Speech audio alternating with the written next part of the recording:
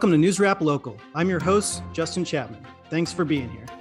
After providing a few brief updates on this month's local stories, we'll speak with our guest, Pasadena City Council member Jess Rivas. But before we get started, let's check out these Pasadena media news briefs.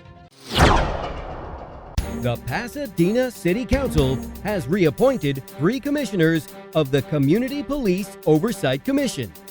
The council unanimously approved the reappointments of Alexis Aberneth on behalf of the Lynx Pasadena Altadena chapter and Florence Anang on behalf of the National NAACP Pasadena branch, as well as Juliana Serrano on behalf of All Saints Church. The vote came a week after the Public Safety Committee recommended the reappointment of the 3 incumbent commissioners for a full 3-year term. The Oversight Committee is comprised of 11 members, 8 nominated by the City Council and 3 nominated by community-based organizations. The city received a total of 5 applications. The 2 remaining applicants are Kim Santel, who applied on behalf of Rainbow Rescue, and Tina Williams on behalf of Harambee Ministries. The Police Oversight Commission was created by the city to develop, strengthen, and enhance community police relations, as well as to review and make recommendations regarding the ongoing operations of the Pasadena Police Department. High school students across Pasadena rallied during the last week of school to pay homage to the victims of recent mass shootings and to press legislators to introduce new laws that will protect against future attacks. Students from all high schools throughout the PUSD united for a walkout on the final day of school, Thursday, June 2nd. Organized by a student-led coalition, the PUSD Student Think Tank, the peaceful protests sought to bring awareness to the continued state of fear and outrage brought on by active shooter situations. Students presented the idea to district leaders and campus officials who helped them plan ways to broadcast their message on a larger scale. The students were responding to assaults such as the shootings at Robb Elementary School in Uvalde, Texas, the attack in Tulsa, Oklahoma, the May 14th shootings at a supermarket in Buffalo, New York, and the Laguna Woods Presbyterian Church shooting. Holding handmade signs crafted of paper and cardboard, participants said they were prompted to disrupt the final day of school because their lives depend on it. Results from the primary election in June have come in. District 3 incumbent John J. Kennedy beat out challenger Brandon Lamar. District 5 candidate Jess Rivas won after running unopposed. District 7 candidate Jason Lyon declared victory and will replace Andy Wilson. The City Council candidate will be sworn in December. In races for seats on the Pasadena City College Board of Trustees, the challengers pulled off upsets over all local incumbents. Steve Gibson, Christine Kwong, and Alton Wang defeated incumbents Berlinda Brown, Linda Wah, and Anthony Fellow. All winning city council candidates received more than 50% of the vote, avoiding a November election runoff. An update in the good news department. I won 3 LA Press Club Journalism Awards last month, including 3rd place in TV Public Affairs for hosting this show, NewsRap Local, another 3rd place for entertainment features for my story about Paradise Springs in Elias, and a 1st place award for travel reporting for my story about Slab City in Culture Honey magazine, a Pasadena-based digital publication. This show also recently came in 2nd place in news programming at the Alliance for Community Media's Wave Awards. So thank you again to the Pasadena Media team for making this now award-winning show possible, and thank you for watching. Let's turn next to our lightning round of news updates. 1. Miguel Marquez has been selected as Pasadena's new city manager. He will begin August 29th. He currently serves as the Chief Operating Officer of Santa Clara County and previously served as an Associate Justice of the California 6th District Court of Appeal, as the County Counsel for Santa Clara County, and as the General Counsel of the San Francisco Unified School District, and as a Deputy City Attorney in the San Francisco City Attorney's Office. He said he plans to live in Pasadena and will be the first city manager to do so in 15 years. In addition to his $330,000 annual salary, he'll receive $30,000 to relocate, a $2,000 monthly housing allowance, and a $600 monthly vehicle allowance. The total annual cost of his salary, retirement, and benefits will be about $525,000. Marquez called Pasadena one of the greatest cities in America. Pasadena needs a good city manager right now. So best of luck to Justice Marquez. And if I can offer a word of advice, be collaborative, inclusive, and accessible. Listen to the residents of Pasadena and consider all points of view. 2, the California Transportation Commission voted unanimously to approve relinquishment of the 710 Northern Stub to the city of Pasadena. In a statement, the city said, after decades of uncertainty regarding the future of the 710 Stub, the commission's action marks a historic moment. The city has long sought to re-envision and rebuild what was once an integral and vibrant part of Pasadena. We can now move forward with planning efforts and work closely with residents on identifying future transportation connections and land uses for the stub. In addition to returning the 50 acres of property to Pasadena, the city will also receive a one-time payment of $5 million. 3, the Lemley Playhouse 7 in the Playhouse District, which opened February 5th, 1999, ended its tenure on June 30th this year. For its final run of showing independent films, the theater hosted the Pasadena Film Festival. Landmark Theaters has entered into a long-term lease agreement to take over the theater and will continue to operate it as an art house theater. After renovations, Landmark plans to reopen the Playhouse 7 later this summer. 4, the West Nile virus has been confirmed in mosquitoes in Pasadena. Vector control experts advise everyone to eliminate all stagnant water and wear non-toxic repellent. They told Pasadena Now that just because there's a drought, that does not mean mosquitoes with West Nile are any less of a threat. There is no cure for West Nile. 1 in 5 individuals infected with the virus will exhibit symptoms, including fever, headache, body aches, nausea, or skin rash, which can last for several days or months. 1 in 150 people infected with the virus will require hospitalization. Severe symptoms include high fever, muscle weakness, neck stiffness, coma, paralysis, and even death. So do your part to prevent the spread of mosquitoes. The California legislature passed Assemblymember Chris Holden's AB 178, which allocates $3 million for the Rose Bowl Stadium to ensure proper gas and water infrastructure improvements, and $5 million for the Pasadena Central Library seismic retrofit project, which could cost up to $111 million, which is $30 million more than previously estimated. 6, now that the city manager has been selected, the next big hire will be the police chief. Independent police auditor Richard Rosenthal said the next chief should be collaborative and open to civilian oversight, and he's right. Meanwhile, the city council reappointed 3 commissioners of the Community Police Oversight Commission, and commissioners reelected its chair and vice chair. The council also conducted the second reading of an ordinance that requires the police department to publicly list all city-owned military-grade weapons, and also passed an ordinance that makes it a crime to possess ghost guns and ghost gun kits. Separate but related, less than 2 hours after the Supreme Court ruled that citizens have the right to carry a gun outside their home, the Pasadena Police Department received a request for a concealed carry permit. 7, the City Council voted 6-1 to adopt the city's $955 million fiscal year 2023 operating budget. Councilmember Felicia Williams voted against it because she said she was not comfortable approving the Rose Bowl's budget. The city has been covering millions of dollars of the stadium's debt. 8, the Design Commission is considering a new temporary 80 feet long, 24 feet wide pedestrian bridge in Brookside Golf Course, which will accommodate two-way pedestrian traffic between the east and west areas of the golf course during music festivals and other events.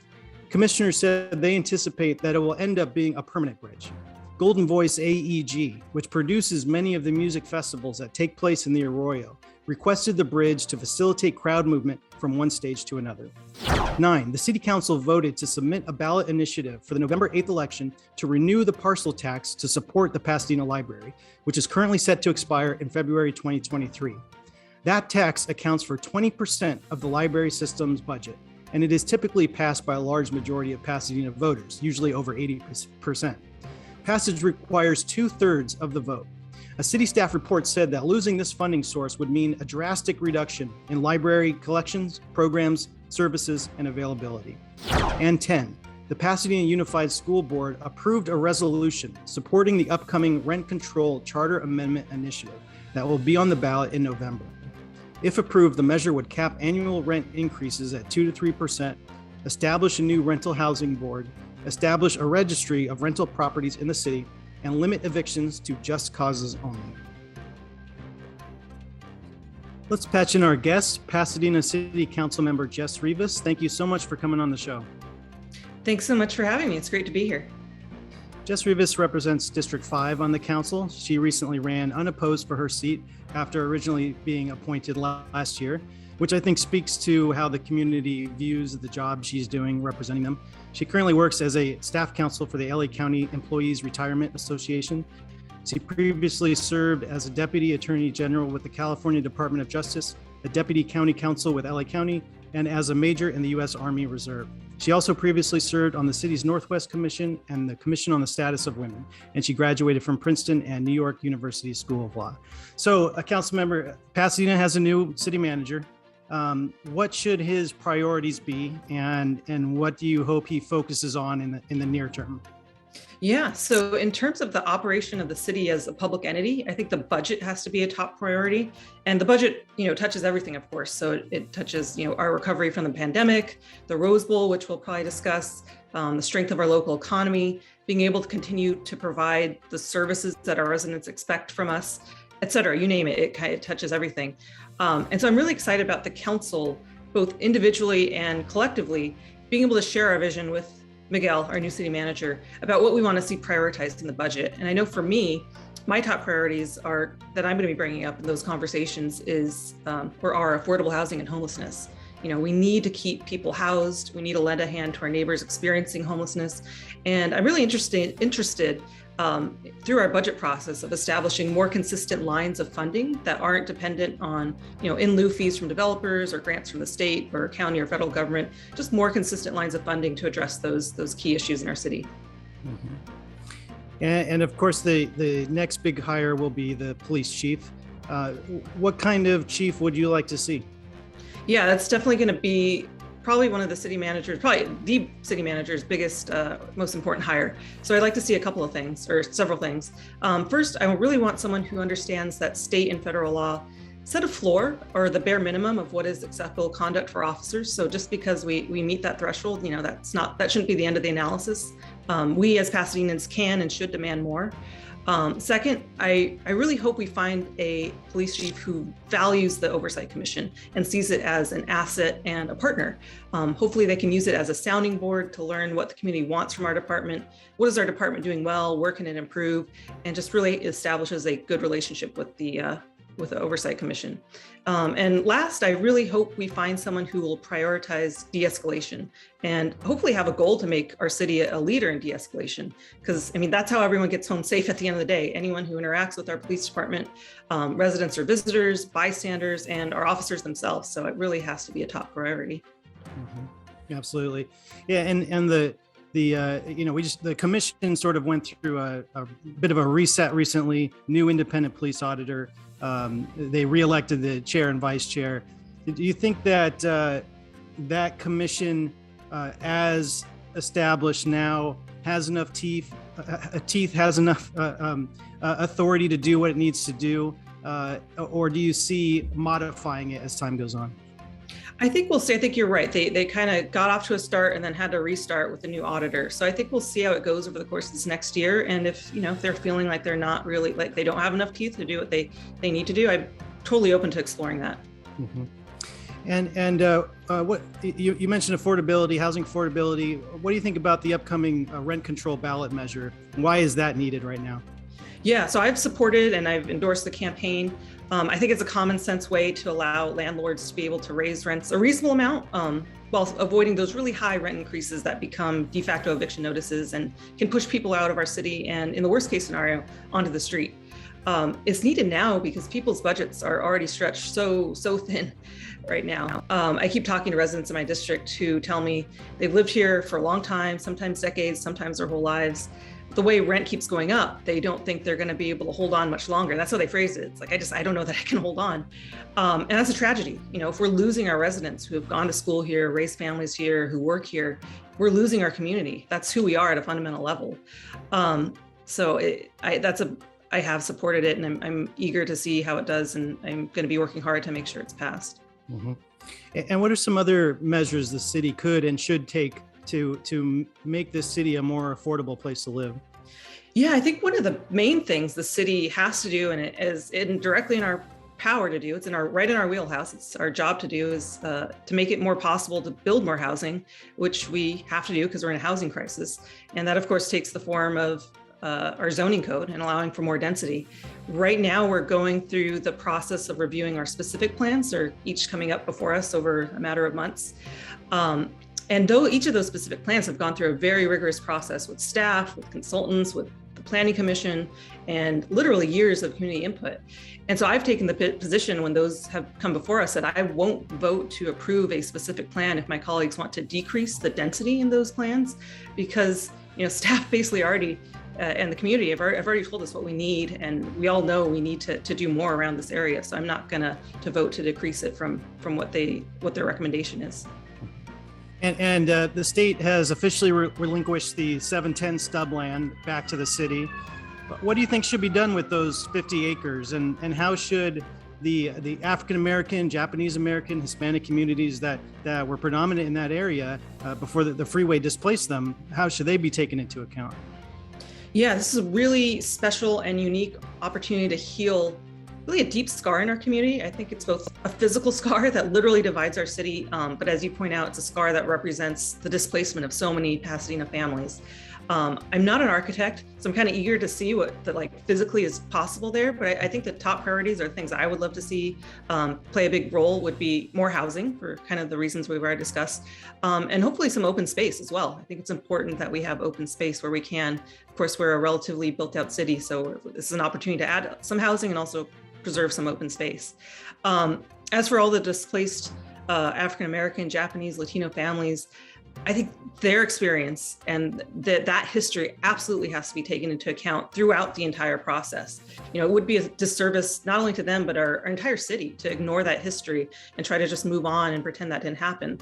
So I think at every step of the way, it's going to be a long process to figure out what goes in there, but that needs to be forefront in our considerations. Have you heard the city officials talking about, or have you been part of discussions about what that process will look like, determining what that land is used for, how the public's input will be collected and utilized? Nothing specific. I know the last time or two it came before the council, there was some language about having community involvement. So I don't know anything specific beyond that, but I really look forward to that getting up and running. Mm-hmm. And then you also mentioned the Rose Bowl earlier. So what needs to be done to ensure that it remains competitive in this saturated Southern California venue market, while also taking care of its debt obligations and balancing its budget, which has been a challenge for a while? Yeah, and I'll add another challenge to that, just the radically shifting circumstances of college football or college sports. I think no one expected USC and UCLA to leave the Pac-12 for the Big Ten. And I know there's some optimism that having more Big Ten games and more fans coming out for regular season games is going to be a good thing. But, what does that mean for the Rose Bowl long term? And I think it's too early to say. We'll see how it goes. And I don't want to be needlessly alarmist, but it does make me a little uneasy that something that we considered so concrete, such a fundamental part of college sports and the college football landscape, changed overnight. So I think we need to be really monitoring that closely. Mm-hmm. In terms of what we need to do, I think we need to explore as many different opportunities as possible. I don't think there's going to be a single thing that solves the issue with the Rose Bowl and its budget. So I think we have to look at a more diverse set of ways to generate income or revenue, and that hopefully will lay a better foundation moving forward. Mm-hmm. And then what can the city do to combat climate change? Yeah, so we have our own electric utility. Not all cities have that. So there's a lot we can do through that and a lot that we need to do. I think the main thing is that we have to continue to shift from a reliance on fossil fuels to renewable energy in our energy production, which we are doing, but we need to continue to do that and look for ways to accelerate that progress because we are in a climate emergency. There's some other things we can do as well, and we've done a few things recently. We recently passed a building electrification ordinance, so that requires new construction in the city to be built fully electric without natural gas. And there's some pretty big exceptions to that. and so I kind of wanted to minimize the number of exceptions. Again, recognizing we're in a climate emergency, this isn't time to take half measures. We have to do as much as we can. For example, one thing was whether or not ADUs should be included. I thought it made sense since we're building so many ADUs, and it's actually cheaper to build an ADU if you don't have to run a gas line out there. But we'll be revisiting it soon, I believe next year. So at that point, hopefully we can add more items like ADUs and other structures. We had the gas-powered leaf blower ban recently. I know that came up, not primarily, but a big part of it was that people were upset about the noise, and electric leaf blowers are much quieter. But I was just shocked to fully comprehend how big of a pollutant they are. So that was a big step that we took, and I look forward to that going into effect. And then lastly, I mean, there's tons of things, but kind of something that comes up periodically before the council is just purchasing hybrid and electric vehicles to age our aging gas-powered fleet. So the city has a lot of cars, so we might as well convert those as we can. Right. And what has your experience on the council been like so far? There seems to be a bit of a ideological divide on the council. Is that your sense? And has it been productive? Is it tackling the issues you would like it to? So I've really enjoyed representing my neighbors on the council and working with my colleagues on the council, working with staff. So that's why I decided to run and to continue serving. In terms of an ideological divide, I wouldn't say we have one in the traditional sense. It's not, most votes don't break down along party lines or liberal versus conservative lines. In fact, I think since I've been on the council for the last year and a half, I think there's only one vote that broke down that way, and that was for hero pay back in February of last year. That was a 4-4 vote. There are a couple 5-3 votes, but even those weren't on clear ideological or party lines. I think the ideological difference, I'd say difference, not necessarily divide, that I kind of feel as a new member, I think I've hopefully established myself as one of the more progressive or liberal or lefty members of the council, whichever word you want to use there. And so sometimes I will take a position that the rest of the council isn't quite there yet. Hopefully they are, or I can persuade a few more to get there. But that's kind of if there's an ideological difference, or that's what I've felt since I've been on the council. Mm-hmm. It seems like they're making incremental progress down that, like civilian oversight, for example, or similar issues. What are some issues that are specific to your district, to District 5? Yeah, I mean, there's so much. So of course, affordable housing and homelessness. Lots of folks come up to me asking what the city can do, what they can be doing more. Lots of folks come up to me asking about rent control, and let them know, like, there currently isn't rent control in the city, but it's going to be on the ballot, so look out for that. Right now, following the eviction moratorium expiring back in early June, a ton of residents in District 5 have gotten eviction notices. There's actually on all along one street, 3 or 4 buildings, I believe, where almost every resident got an eviction notice. And of course, those are people who, have lived here a long time, who contribute to our community, go to work here, raise their kids here. And now they're just scrambling. They're trying to figure out, how can we fight this to be able to stay in our community? Because they know, they were barely able to afford that. And now to find somewhere else in Pasadena, it's just, they're priced out. So affordable housing, homelessness, rent control, those are the issues that I hear over and over again from my residents right now. Right. And then, of course, you just got reelected, or rather elected for the first time. But what's next for your career, your political career? Are you considering pursuing other political offices at some point? So I never planned to be a politician in the first place. It's not something I was scheming to do or had it was in the works for years. So I definitely don't have a grand plan about what I want my political career to look like. I'm really happy and honored to be able to serve right now.